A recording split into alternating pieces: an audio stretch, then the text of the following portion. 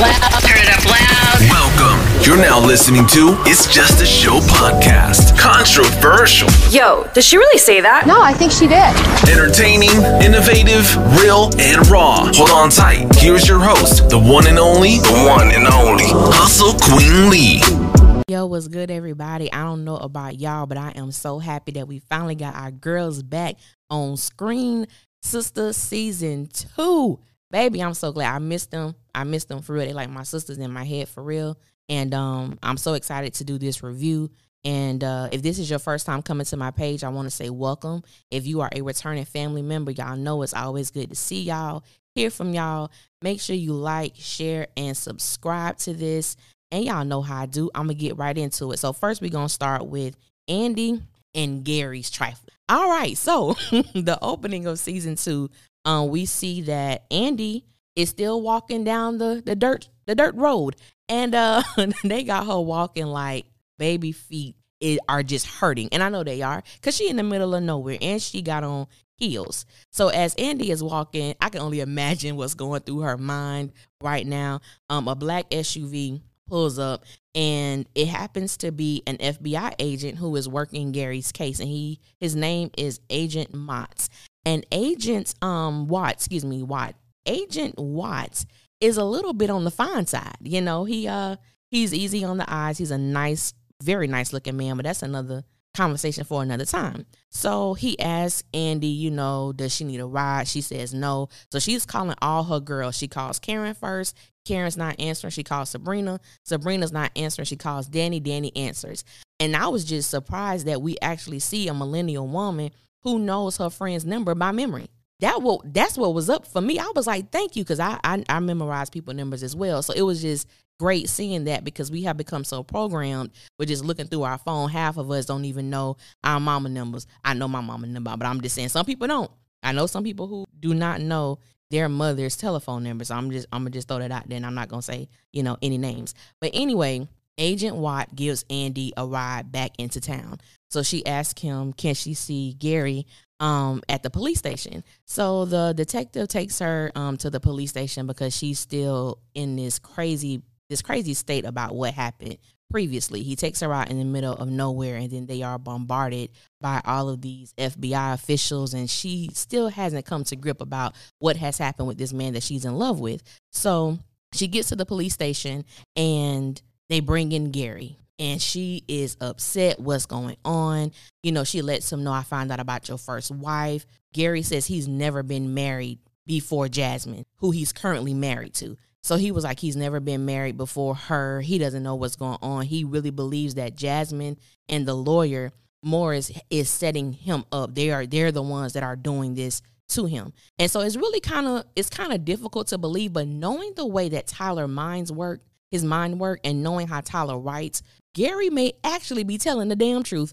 I'm like, he really just might be being honest about what's going on.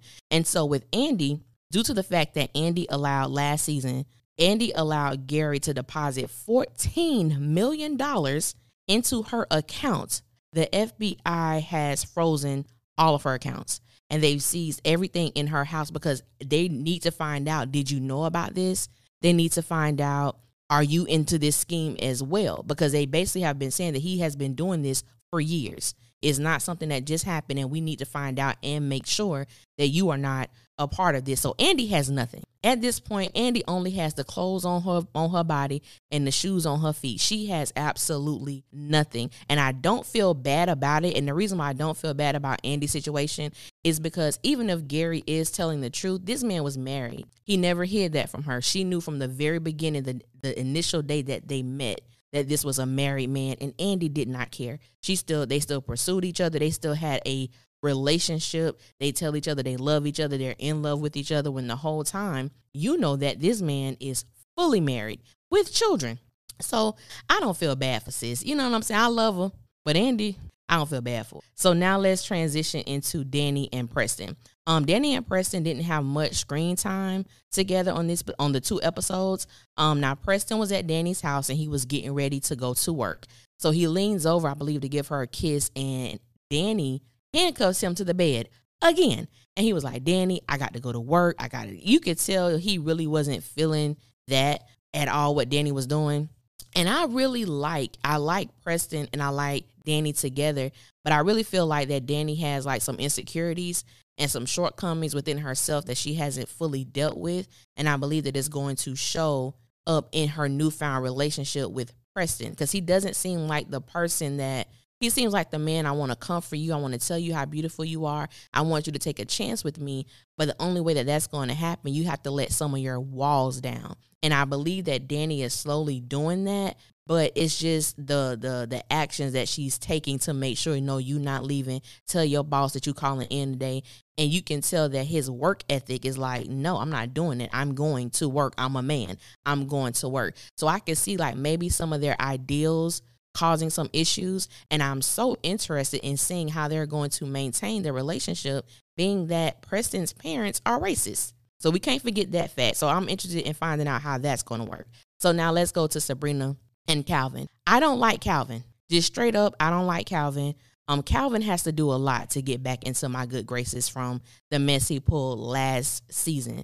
We do know that Calvin lost one of his fathers to cancer, and he picked up the bottle. He was at Sabrina's house, and he got sloppy drunk. He got incredibly drunk. But during that time, he became very aggressive and very verbally disrespectful to Sabrina. He told Sabrina that I should slap the shit out of you. Like, he was very just this whole nother person. I'm like, well, is that the real you? Because you just don't say something like that. And so when this season opened up, you know, he came over, he apologized for what he said. She kind of dismissed it. And I'm like, no, ma'am. No, there needs to be a full-length, detailed, in-depth conversation that you have with Calvin, because if alcohol turns you into this, for me personally, I want Sabrina to kind of distance herself from Calvin, because Calvin he rubs me the wrong way. And another reason why he rubs me the wrong way is because he was about to tell Sabrina something that his father used to do for him when he was younger or when he was a kid.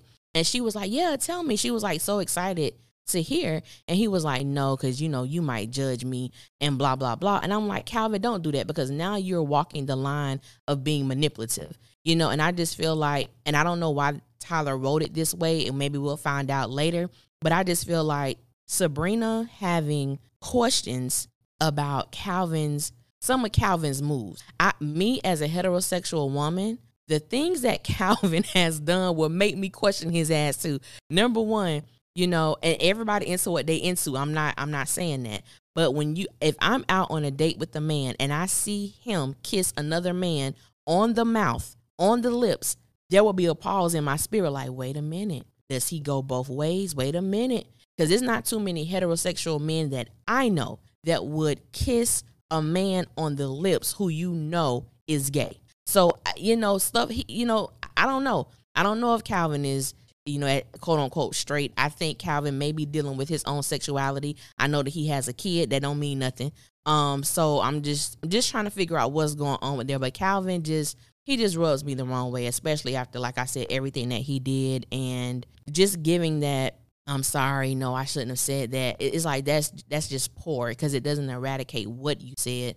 No, I don't believe in holding grudges, but I do believe in talking things out. And you can't tell me whether you're intoxicated or sober that you're going to slap the shit out of me as a man and me not have something like a pause or something in my spirit when it comes to you until we really talk about what's going on. Now with Sabrina, her situation was she was at work. Her boss called her over. Now Sabrina, a lot of people thought that Sabrina was going to save Andy, be the savior, and do something with the money that was deposited into her account because she's the bank manager, so on and so forth. But we find out that Sabrina actually allowed that wire to go through to Andy's account. It was $14 million. She didn't waive it. She didn't flag it. Nothing. She just let it go. So because it was with Gary and Andy, now the FBI is involved. The FBI wants to talk to Sabrina. Sabrina's boss basically tells her, look, I need you to get your purse. I need you to go. Leave your access badges, your key card, whatever you got to get up in here. I need you to leave it. And so Sabrina was like, well, are you firing me? She was like, Sabrina, just go. And then Sabrina asked again, are you firing me? She was like, girl, just go home. Basically, like, don't ask me that question no more. It kind of looks like you're being fired, Sabrina. I don't want Sabrina to get fired because Sabrina is actually innocent in all of this. However, she did not follow protocol. So because of her, I guess, just lack of discretion and maybe having faith in her friend, she just let it go. But let that be a word to the wise. Don't let y'all friends come between you and your coin, your job, your career. I don't care, friend or not, I'm following protocol, because if something happened, we see where Andy at, what they can't, none of them give her, they can give her a room to stay in, but they can't give her a place of her own. So I thought that was a good thing. Just be mindful, friend or not, boo, it ain't worth your job. So let's go to Karen, Aaron, and Zach, the love triangle that I hope comes to an end soon. So Karen and Zach are at the hospital. Zach has been stitched up and everything like that, and he has been discharged. So after they leave the hospital, they're in the car, and as they're riding back to Karen's house, he's telling her how much he loves her, how beautiful she is, and she was like, stop, like, Zach was getting into you, and he was like, just realizing, kind of like, I almost lost you, or this could have went another way, is really making me, just grateful and looking at things differently. Now, the one thing that Zach does know, Zach knows that Karen does like Aaron. She hasn't hid that, but he wants her to go slow. He wants her to take things slow with Aaron, because he wants to prove to her that he can be the man that she needs, and he don't really want her getting all serious about Aaron until he shows her that I can do, I will do, I just need you to wait for me. And this is the issue I got with Zach, because it's a whole lot of Team Zachs out there, and you can like who you like. There's no problem with that. The issue is when it comes to Zach and when it comes to Aaron, it's a whole lot of people who don't like Aaron. And I'm just like, why? I actually like Aaron. I really do. I like Aaron. At the same time, when it comes to Zach, I'm like, have we forgotten everything that Zach has done? Because some people are saying, hey, just give him some time. Hey, just do. This woman is 36 years old. They are 36-year-old grown ass people. How much time is she supposed to give him? He continues to cheat. He is a habitual cheater. He continues to cheat. He's giving this woman an STD. He had a pregnancy scare last season with another woman. He just don't use condoms. And this is the man, and I know that Zach is a fun character and things of that nature, and I believe sometimes we give passes to characters who entertain us more through humor, because I think it's the same way with Danny, but I'll get to that a little later in the review. So even though Karen does not address what Zach says, she never, denies what she's going to do with her situation with Aaron, but she likes him, and she feels that what she feels for him is worth exploring, is worth finding out if something deeper is there, is worth finding out if she could build a future with Aaron.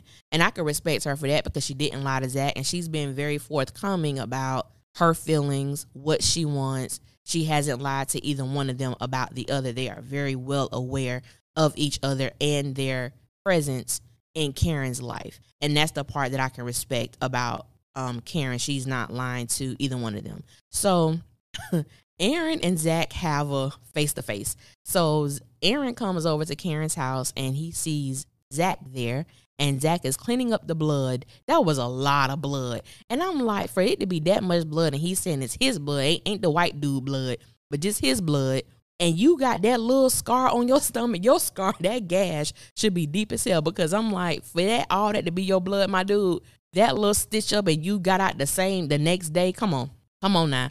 But this is Tyler that we talking about. So like I said, Aaron comes over, he sees Zach cleaning up the blood. So they're going back and forth. To me, Zach was very disrespectful to Aaron. And I'm like, my God, Zach, he was like, you a F-boy, you sorry, you did. I'm like, wait a minute. Wait a minute. Aaron is the F-boy? I'm like, really? So I'm like, all right, now wait. Now, aren't you the one with no house, no car, can't fend for yourself? Every time Karen kicks you out, you go and stay with her friend Danny because you can't afford anything on your own. So let's not do that. Aaron may be some things, but an F-boy, he's not.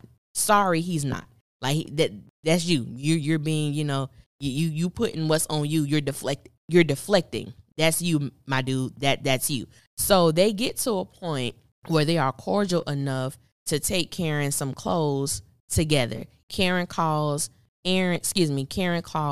Zach to bring her some clothes because she's still all bloody with the blood on her clothing. So they get the clothes, and that's the end with them at that particular scene. Now, before we get to that, there's the officer, I don't know her name, but the cop who Zach dated in high school, who he had sex with, never called her again, blah, blah, blah. So I'm like, Zach must got that, baby, he must got that. I don't even know what you want to call it, because he had sex with you when y'all was 16.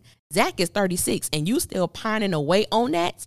I don't want nothing like that. I don't want nothing that's going to get me bound like that. I had sex with you at 16, and now as a 35-year-old woman, I still think about you like that. Bye. That's deadly. I don't want none of that. I don't want none of that. Do you hear me? But anyway, the cop is basically shooting her shot with Zach.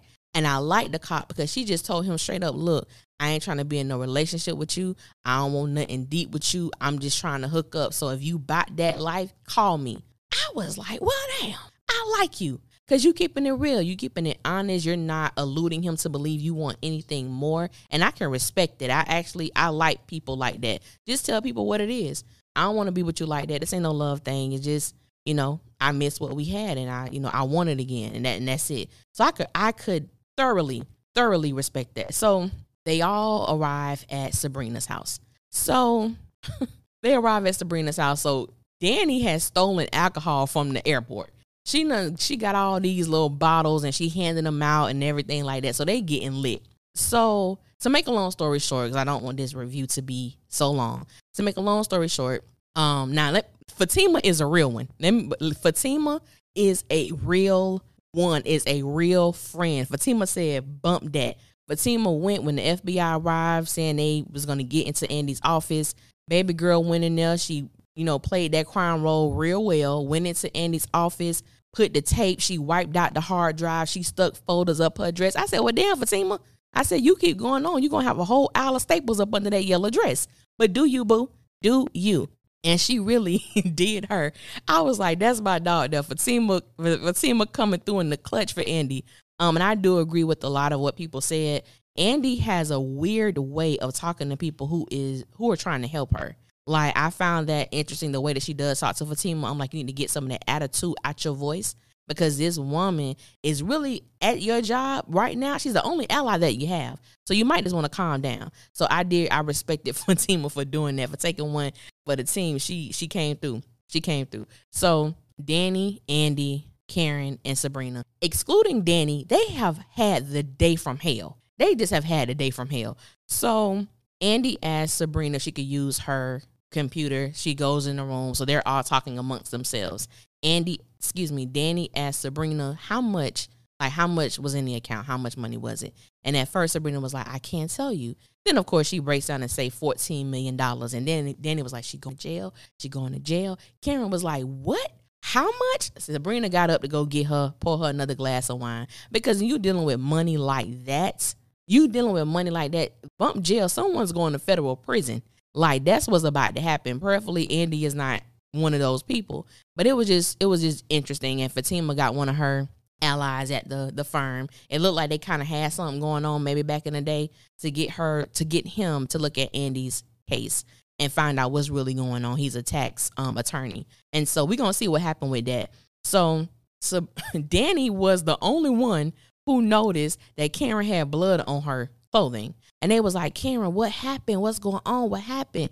And she, that leads her to tell her story about what happened. Fawn's brother came, tried to attack her. Zach got stabbed. She shot the dude. Her mom came and, patched him up. And that was the end of that. And Karen, I was like, my Lord, that's my dog. Karen is my dog. And I'm like, this woman has been through so much. Karen need counseling. Karen need to sit on somebody's couch, lay on somebody's couch, and just let all her burdens out, because this woman has gone through so much. And I don't think Karen has properly assessed everything she has dealt with. She had someone commit suicide in front of her. She had someone attack her. She had to shoot him. She put about 4-5 bullets in him. You see Zach gets stabbed. Like, it's been so many occurrences in her life, and she just say, I'm fine, it's okay, and she moves on. I'm fine, I'm okay, and she moves on, never really dealing with what is going on truly in her life and around her. And even though I do like Aaron came with a lot of baggage. He came with a lot of stuff, And I think that, I don't know, it's just weird. I would not want to be a part of that. I understand when your feelings are involved, and it's almost like, do you count your losses? Is he worth finding out what's there? You know what I'm saying? And I told with that because when I watch these shows, I'm like, now what would I do in that situation? How would I respond to that? What would be my mode of protecting myself or, going in head first? How would I do that? So for me, it was like, I'm really, really interested in finding out how everything is going to work together. I think that Tyler did a great job with the writing. And don't get me wrong, some of these people, they overact and they do team too much too often. Which brings me to Danny. So a lot of people, and I see this across the board, and if I'm missing something, if you agree with some other people, please explain to me. So I see a lot of people state that Andy and Karen don't tell Danny and Sabrina nothing. Andy and Karen, I don't like how they treat Danny. They was getting on my nerves by the way they was doing Danny last night.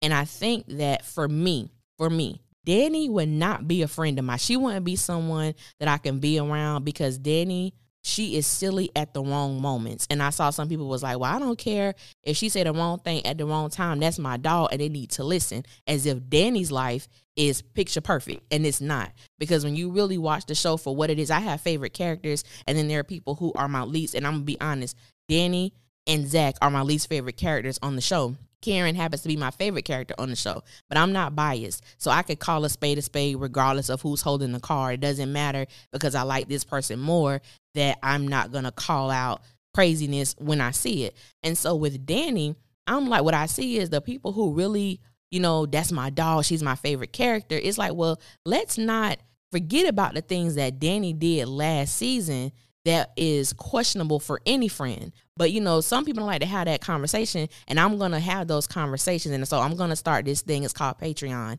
And Patreon is a way for creatives to put extra or exclusive footage for their fans. And it's like a subscription thing. So it's like every month you pay a certain amount and you get this behind the scenes or extra footage. So with Sistas and some of the other shows that I'm going to review, I'm going to be doing like some real in-depth conversation and some real in-depth analyzing, and I'm going to have other people to join me to really break some things down, because I believe people tend to forget what has happened when we truly break down what Tyler has told us about these characters as of yet and some of the things that he hasn't revealed. It really shows why these characters do some of the things that they do, and it's crazy as hell. I'm not saying it's not. It's crazy as hell, but taking a deeper look into why do they do this? Why do they respond this way? So y'all make sure y'all follow me. I'm going to list all of my social media information in the description box. But that's something that I'm working on. It's going to be coming up within the next week or two. But to really just go a little bit deeper than the actual reviews, because I know Sistas is a show that a lot of people love. I love it. It's one of my favorite shows that's out today. And, I just want to get a little bit deeper with some of the things that we're seeing. But back to the review. So I thought the shows were good. Episode 1. On a scale of 1 to 10, I'm going to give episode 1 a 8.5. Episode 2, I'm going to give it a 7.5 because I felt episode 1 was better than episode 2 in my opinion. But the cast just do a great job. I love them. I love that we're seeing fresh new faces. I love what they're doing. I love their energy. I love everything about the cast. So I'm excited to see where Tyler is going to take them and how he's going to take us along this journey. So I thank you guys for listening. Thank you guys for riding with me. Make sure you come back next week for the review of episode 3. And y'all know how I do. I will holler at y'all later. 1.